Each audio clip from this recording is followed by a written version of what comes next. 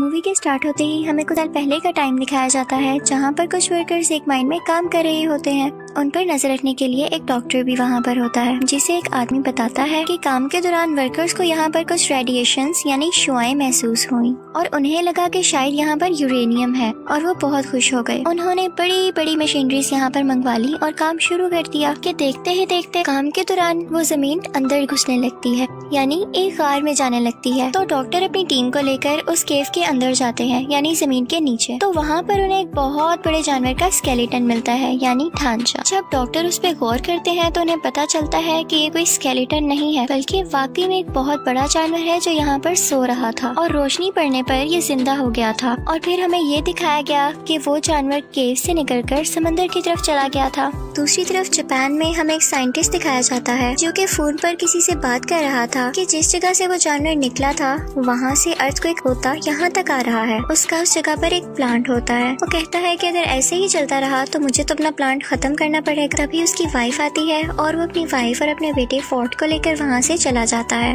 वो अपनी वाइफ से कहता है कि जो अर्थक्वेक के झटके आ रहे हैं ये मुझे कोई अच्छी बात नहीं लग रही, तो तब तक तुम मेरे प्लांट के पास मेरे कुछ टीम के साथ रहोगी। फिर हमें वही साइंटिस्ट एक लैब में दिखाया जाता है जो कि पता लगा रहा था कि असल में ये अर्थक्वेक के झटके आ कहाँ से रहे हैं, लेकिन उनमें से किसी को कुछ भी पता नहीं चल रहा था। तो वो कहता है कि सब मशीनरीज ऑफ कर दी जाएं, क्योंकि हम नहीं जानते कि ये झटके किस चीज के हैं और कहीं ये हमें नुकसान न पहुंचा दें।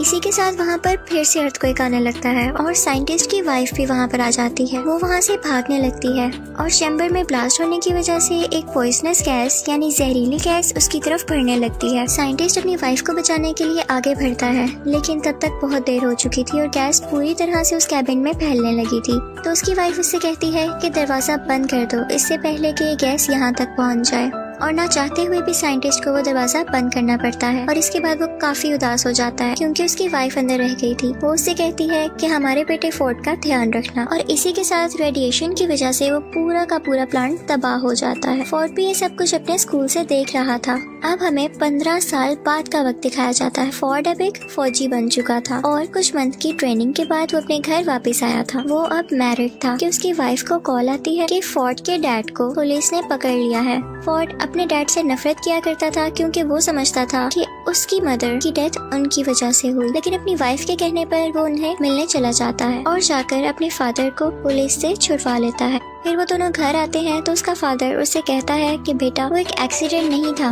बल्कि उसके पीछे कुछ रेडिएशंस थी और सेम चीज हम अभी भी फील कर रहे हैं फिर से। और वो अभी भी इसलिए अरेस्ट हुआ था क्योंकि वो उस जगह पर गया था जहाँ पर पुलिस ने जाने से मना किया था। वो बताता है कि मेरे दोस्त ने भी वॉइस फ्रीक्वेंसी नोट की है, यानी वहाँ पर से अजीबोगरीब आवाजें आती हैं, तो मुझे वहाँ पर जाकर देखना होगा और ये साबित करना होगा कि उस रोज प्लांट पर जो ब्लास्ट हुआ वो कोई एक्सीडेंट नहीं था। तो फिर फोर्ड भी अपने फादर के साथ वहाँ पर जाता है। अब वो लोग नोट करते हैं कि वहाँ पर कोई जहरीली गैस या रेडिएशन नहीं थी। वहाँ पर पुलिस फिर से आ जाती है और उन दोनों को पकड़कर अपने साथ ले जाती है, और वहाँ पर वही डॉक्टर जो मूवी के स्टार्टिंग सीन में दिखाया गया था वो भी होता है। वो सब साइंटिस्ट से पूछते हैं कि आखिर तुम बार बार उस जगह पर क्यों जाते हो, तो वो सब कुछ बताने लगता है जो वो करना चाहता था। डॉक्टर ये सुनकर बहुत हैरान होता है क्योंकि इतनी सारी इन्फॉर्मेशन तो उसे भी नहीं पता थी। वो वहाँ पर एक बहुत बड़ी पत्थर जैसी चीज पर कुछ एक्सपेरिमेंट्स कर रहे हैं। अचानक वो पत्थर हिलने लगता है तो वो लोग उस पर बिजली फेंकते हैं, यानी इलेक्ट्रिकल शॉक देते हैं। वो पत्थर टूट जाता है और उसके अंदर से एक बहुत बड़ा क्रिएचर बाहर आता है। वो बहुत ही ज्यादा बड़ा था और लोगों पर बिजली जैसी कोई चीज फेंक रहा था। और फिर हमें दिखाया जाता है कि वो जानवर खुद को कैद से आजाद करवाकर प्लांट से बाहर आ जाता है और वहाँ से उड़ जाता है। अगले दिन कैप्टन आते हैं और डॉक्टर को अपने साथ जाने का कहते हैं। डॉक्टर अपने साथ साइंटिस्ट और फोर्ड को भी ले लेता है, लेकिन इस वाकये में साइंटिस्ट काफी जख्मी हो चुका था। वहाँ पर जाकर उनका हेड उन्हें बताता है कि ये क्रिएचर कोई आम क्रिएचर नहीं। जब जमीन की रेडिएशंस कम होती गयी तो ये समंदर की गहराइयों में चला गया ताकि ये वहाँ से अपनी एनर्जी ले सके।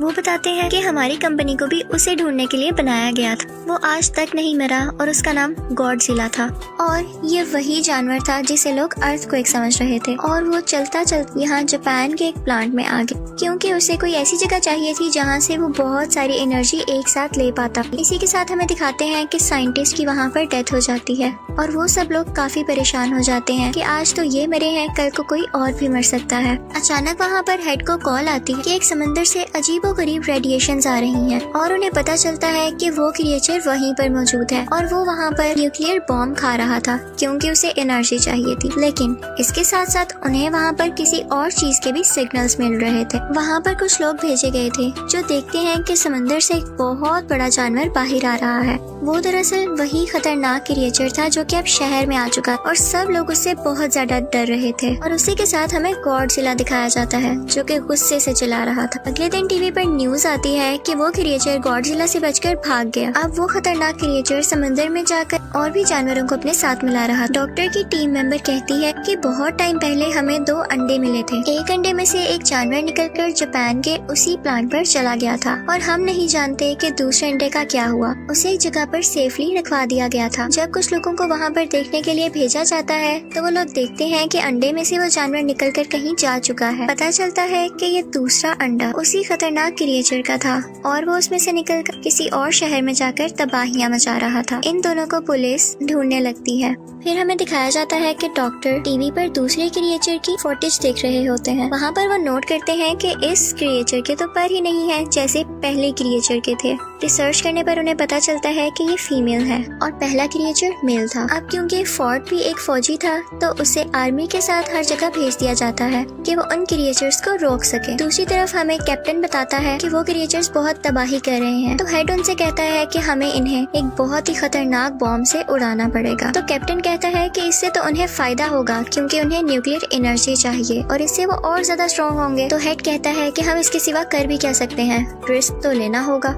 वो दोनों क्रिएचर्स अपनी एनर्जी रिस्टोर करने के लिए यानी रेडिएशंस को खुद में फिल करने के लिए एक समंदर में जा रहे थे क्योंकि समंदर की गहराई से उन्हें बहुत सारी रेडिएशंस मिली और गॉडजिला दूसरी तरफ उन्हें मारने के लिए आ रहा था। तो ये सब लोग भी उसी समंदर की तरफ बढ़ते हैं और वो न्यूक्लियर बॉम्ब भी अपने साथ रख लेते हैं। फोर्ड भी इन पर नजर रखे हुए था। वो बॉम्ब उन्होंने एक बोट पर रखा हुआ था। मेल क्रिएचर आकर उस बोट पर अटैक कर देता है और वो न्यूक्लियर बॉम्ब उठाकर वहाँ से चला जाता है।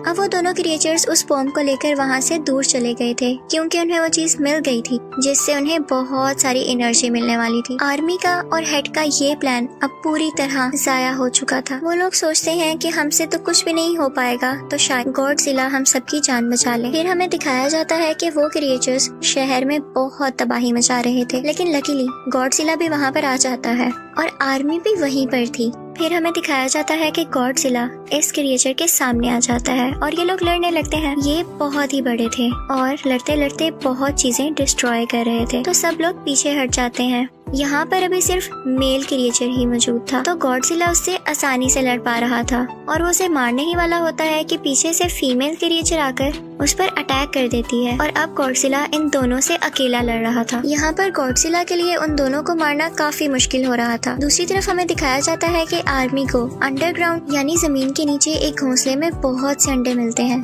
जो कि फीमेल क्रिएचर ने दिए थे और गॉडजिला के लिए उनको हराना काफी मुश्किल हो जाता। आर्मी वहाँ पर एक बॉम्ब पर टाइमर लगाकर बाहर आ जाती है और जल्द ही वो बॉम्ब ब्लास्ट हो जाता है और सब के सब अंडे उसमें हट जाते हैं। जब मेल और फीमेल दोनों क्रिएचर ये देखते हैं तो उन्हें अपने अंडों की फिक्र होने लगती है और वो दोनों गॉडजिला को छोड़कर उस तरफ भागते हैं। अब उस धमाके से गॉडजिला को ये फायदा हुआ कि उस धमाके की रेडिएशंस गॉडजिला में एनर्जी की तरह जाने लगी और उसने वही एनर्जी यूज कर अपने मुंह से उन दोनों क्रिएचर्स पर फेंकी और अब गॉडजिला काफी स्ट्रॉन्ग हो चुका था और वो दोनों क्रिएचर्स से पूरी ताकत से लड़ रहा था। और यहाँ पर गॉडजिला मेल क्रिएचर को मार देता है तो ये देखते हुए फीमेल क्रिएचर को काफी गुस्सा आता है और उसे इस बात का भी गुस्सा था कि आर्मी ने उसके अंडों को मार दिया तो वो फोर्ट की तरफ बढ़ती है। लेकिन गॉडजिला उसे पीछे से आकर पकड़ता है और उसका मुंह खोलकर अपने मुंह से सारी की सारी रेडिएशंस उसके अंदर डाल देता है जिसकी वजह से उसे बहुत पेन होने लगती है और वो मर जाती है। फोर्ट भी यहाँ पर काफी जख्मी हो चुका था लेकिन आर्मी उसे ठीक करने के लिए वहाँ से ले जाती। अगले दिन हमें गॉडजिला दिखाया जाता है लोग समझ रहे थे कि वो मर चुका है, लेकिन वो थक चुका था और अपनी आंखें बंद कर लेटा हुआ था कि अचानक वो उठता है और वापस समुद्र में जाने के लिए चलने लगता है। वो इनफैक्ट यहाँ पर किसी को कोई नुकसान नहीं पहुँचाने आया था। उसकी दुश्मनी तो बस उन खतरनाक क्रिएचर्स से थी, और अब जैसा कि उसने उनको मार दिया तो वो वापस समुद्र में चला जाता है। और अब दिखाया जाता है कि फोर्ड भी अपनी बीवी और बेटे के पास चला गया था और सब कुछ यहाँ पर ठीक हो जाता है। इसी के साथ मूवी भी एंड होती है। Thank you for watching.